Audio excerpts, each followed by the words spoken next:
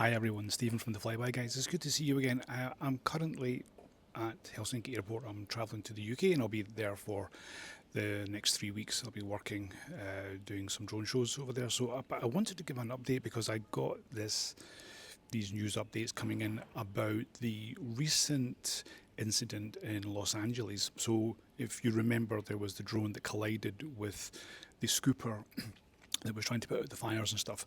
So the guy involved with that, his name is Peter Tripp Aikman, and he did plead guilty. So he said that he was responsible for it, but he just got a prison term for 14 days. So he's going to go into federal prison for 14 days. Probably will do half of that, obviously. And then he's also been given a $156,000 fine, which I think he said he was going to pay anyway. This is for the repairs to the aircraft. And then also he was given 30 days home detention as well as the 14 days. And he's also been given 150 hours community service. So this is quite a... He's paying quite a high price for this, in a sense. Of course, getting off quite lightly. Of course, no one was injured, of course, which is the main thing. But I just wanted to give this update because I've seen recently that there has been people flying drones when there's been fires. And you really should not fly. You should not fly when there's fires going on. It's just not acceptable.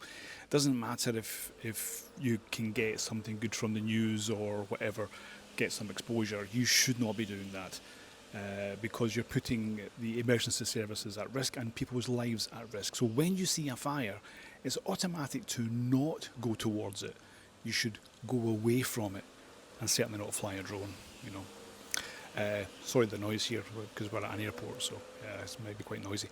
But I just want to give this update. So I think that the guy got off quite lightly, which of course is good or a bad thing. I don't know. You can please tell me, should he have been given a higher sentence? Should he have been given a higher fine? Should he have done more time? I don't know. Please leave your comments below. I would really like to hear that. But I will leave that incident for you. I'll leave it up in the description there so you can have a look at the old video which this is about. But I think it's good to see that it's been closed and the guy can go on with his life. Basically, mistakes happen, but keep your drone in line of sight, and when you see a fire, do not go towards it. See you on the next video.